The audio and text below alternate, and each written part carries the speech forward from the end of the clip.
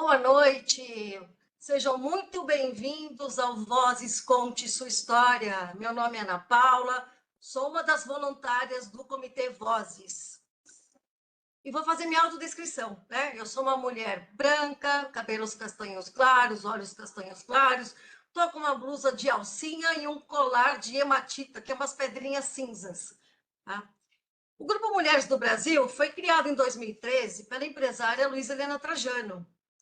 Hoje, somos mais de 120 mil mulheres, em 155 núcleos no Brasil e no exterior, 22 comitês, unidos no propósito de sermos protagonistas. Um desses comitês é o Vozes, que tem como objetivo levar modelos e referências, inspirando pessoas a partir das histórias contadas, como a que vocês verão hoje por aqui.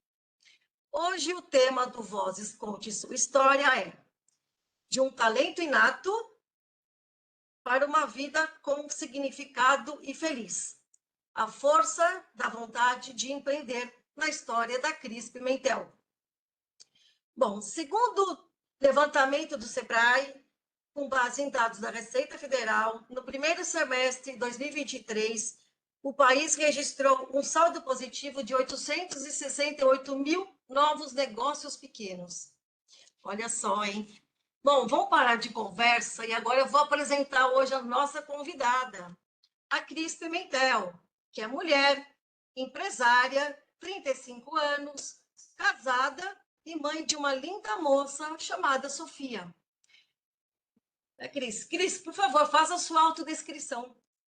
Olá, gente, boa noite. Eu sou Cristiane Pimentel, sou mulher de 35 anos, tenho cabelos compridos, castanhos, uso óculos, ele é de uma armação rosé, estou de camisa branca, uso acessórios, um colar dourado de arco e brincos arredondados.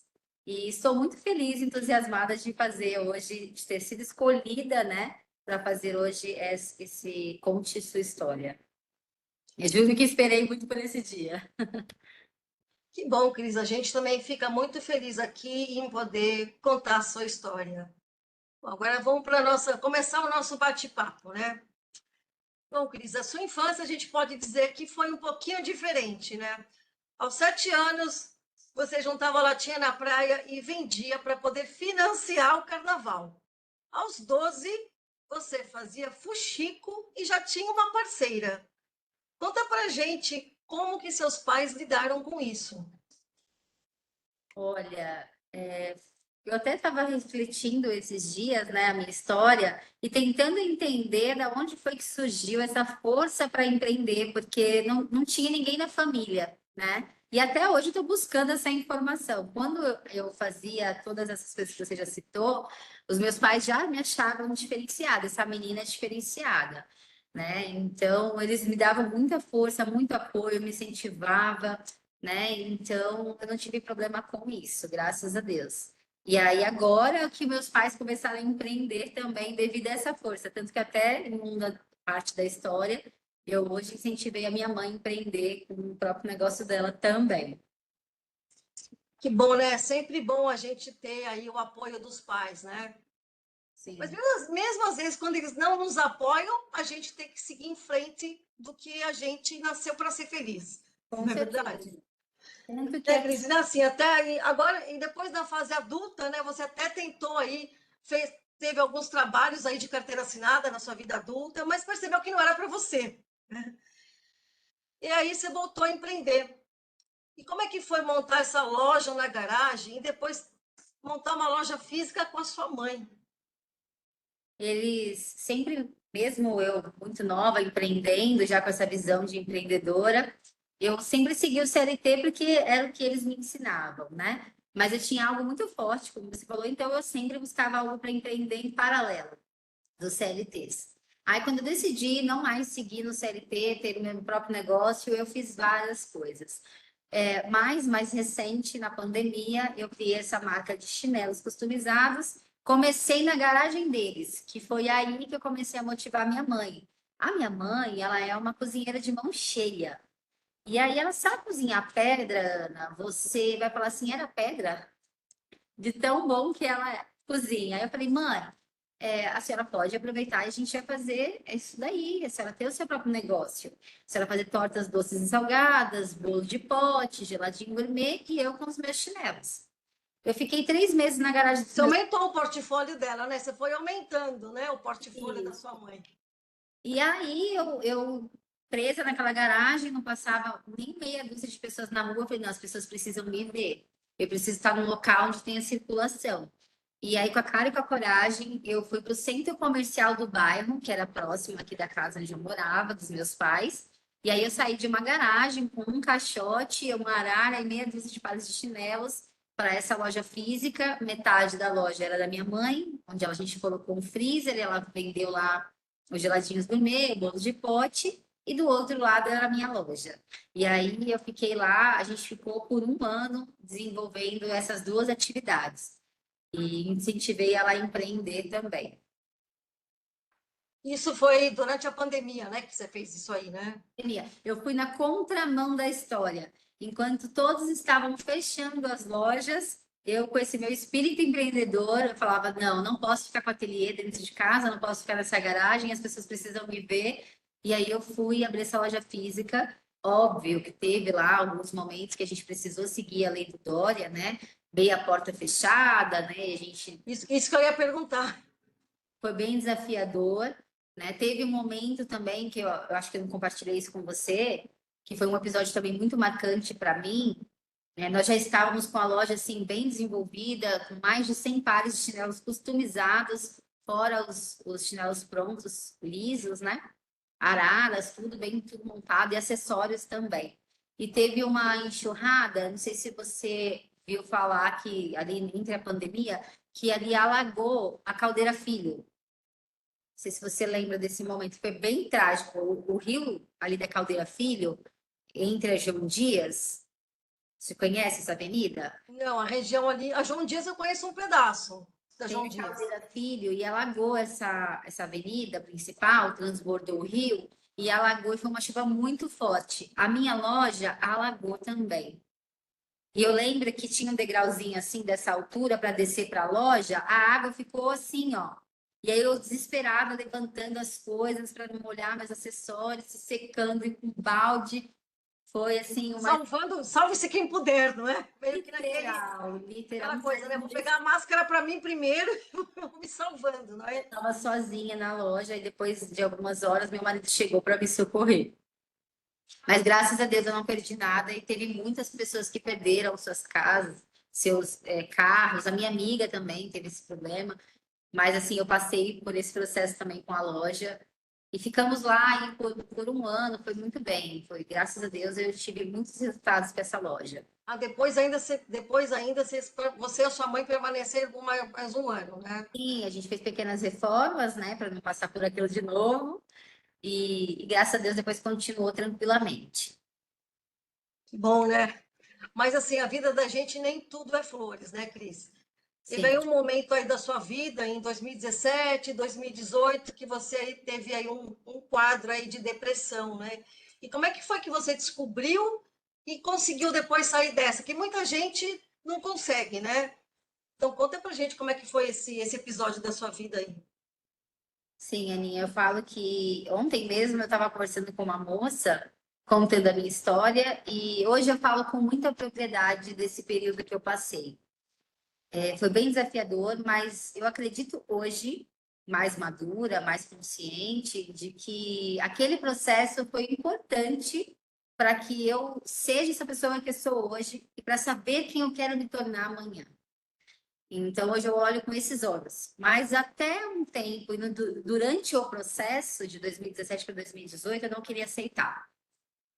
Foi bem difícil para aceitar, porque eu sou uma pessoa muito ativa, como você viu aí na parte da história, desde criança empreendendo, e algo que me barrou plenamente. Eu fiquei assim, sem entender porque eu estava passando por aquilo, porque eu não sei você, eu achava que depressão só vinha por um trauma. Então, eu estava buscando esse trauma para saber aonde, né, que, na minha história, que eu estava naquele momento assim. porque foi aos poucos. Eu comecei a colocar o celular no silencioso, eu não queria mais ver ninguém, eu não levantava da cama, foram pequenas ações, né? Eu tinha crises de choro sem ter motivo. Pequenos indícios, né, que a pessoa vai se... Indícios. E aí aquilo não foi fazendo sentido até que um momento que eu fiquei assim, um dia inteiro sem levantar da cama. Aí já criou um alerta no meu marido, e aí ele foi buscar ajuda, chamou os meus... Essa não é a Cris, né? Essa não é a Cris. Cadê aquela Cris lá, né? Ligada no 220, animada, criativa, que faz as coisas, que faz acontecer. E aí aquilo realmente eu não me reconhecia mais. E aí até como eu relutei para passar, né, em psicólogo, psiquiatra, tomar remédio, tudo, eu cheguei para a doutora e falei assim, doutora, eu não concordo. Eu falei, eu não tenho trauma nenhum. Você pode me ajudar? Aí ela foi e falou assim, vamos fazer uma bateria de exames. E aí foi quando, nessa bateria de exames, nós identificamos que eu não tinha vitamina D, que estava bem baixa, muito baixa. E aí é químico, né? Então foi por isso que me causou a própria depressão.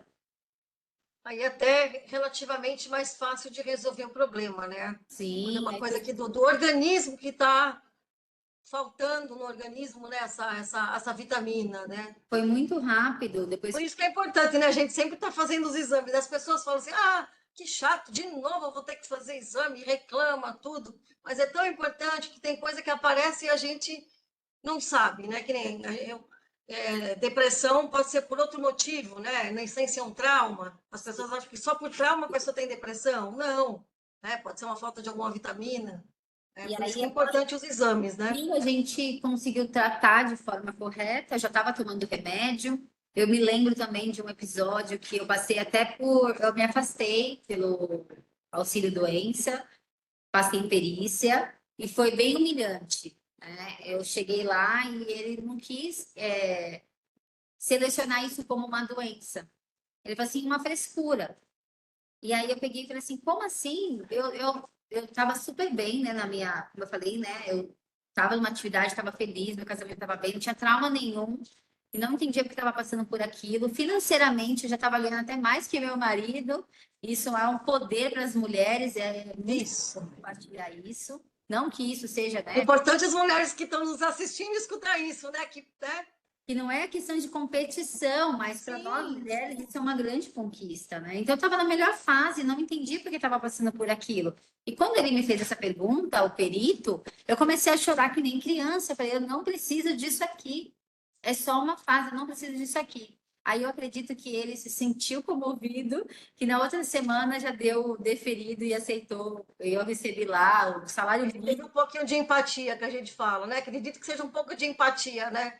E aí eu recebi o salário mínimo por alguns meses para manter aí pelo menos um pouquinho de fonte de renda, porque eu não estava mais produzindo nada. Eu era autônoma já, né?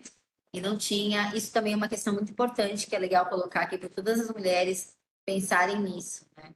Com relação a ter outras fontes de renda que gerem quando ela parar, que ela possa ter uma fonte que a mantenha durante o período que ela precisar se ausentar da sua atividade. Que isso, a empreendedora às vezes também não pensa nisso, né? Não. A gente acha que vai estar sempre 100% para estar exercendo as atividades, fazendo as funções, fazendo tudo que precisa ser a Mulher Maravilha, como a gente fala, né? Ai, nossa, eu tinha essa síndrome. Ah, é? Não, eu já não. Eu acho que né, a gente tem que caminhar conforme cada passo. Eu falo que cada dia é um dia, né? Vamos viver um dia de cada vez, Sim. não é? E Cris, deixa eu perguntar uma coisinha para você. E que mensagem você gostaria de deixar para as pessoas que estão nos assistindo? Para as pessoas que estão começando a empreender, que têm essa vontade, mas ainda falta alguma coisa, né? Nossa, primeiro que ela precisa ter um combustível, que esse é sensacional. Eu estava até conversando isso hoje com uma outra empreendedora, que é o sonho definido. Ela precisa ter isso claro na mente dela, porque isso foi o que me moveu desde criança, ter um sonho definido. Eu sabia que eu queria ser uma empresária, ter o meu negócio, não sabia qual negócio seria. Mas enquanto isso, no caminho, eu fui aprendendo, fui vivenciando, fui conhecendo. Então, ela precisa ter isso claro. Faça exercícios. A gente fala assim, né? Se tempo e dinheiro não fosse problema, o que você faria? Volte a sonhar, ponha isso no papel, se permita, seja uma criança, né? Não se julgue, mas agora não tem essa condição, mas você pode ter um dia num piscar de olhos, né? E persistir, que é diferente de insistir. Eu passei por vários negócios e isso também me moldou para ser o que eu sou hoje. Eu também não fiquei só insistindo numa coisa. Eu vi, entendi que era um ciclo e aquilo me levou para outro estágio, né? Então, ao invés de insistirem em algo que não está acontecendo, se permitirem conhecer novos negócios. Porque, de repente, tá ali naquela mudança. Antigamente, assim, que no CLT era bem visto pessoas que ficavam muito tempo no negócio. Hoje, não. Eu busco pessoas para estarem comigo, serem minhas sócias, pessoas que são assim, buscadoras, que estão sonhadoras, que estão sempre insatisfeitas com o que têm, e sabem que podem ter mais. Então, saber sonhar e persistir. E ser resiliente também, né? Um pouco, né? Sim. Eu costumo dizer que alguns empreendedores é que nem o bambu, vara, verga, mas não quebra. Sim. A história do O bambu é empreendedor, muito que é que nem linda. bambu. Hã?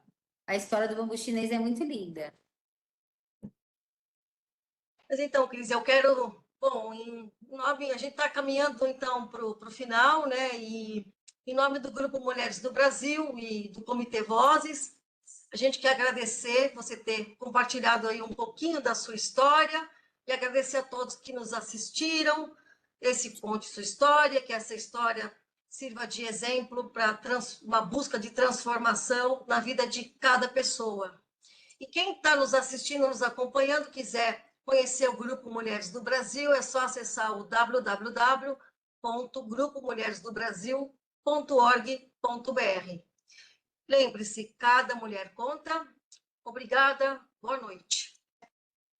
Obrigada a você, Ana. Obrigada, Mulheres do Brasil. Obrigada a todos. Uma excelente noite.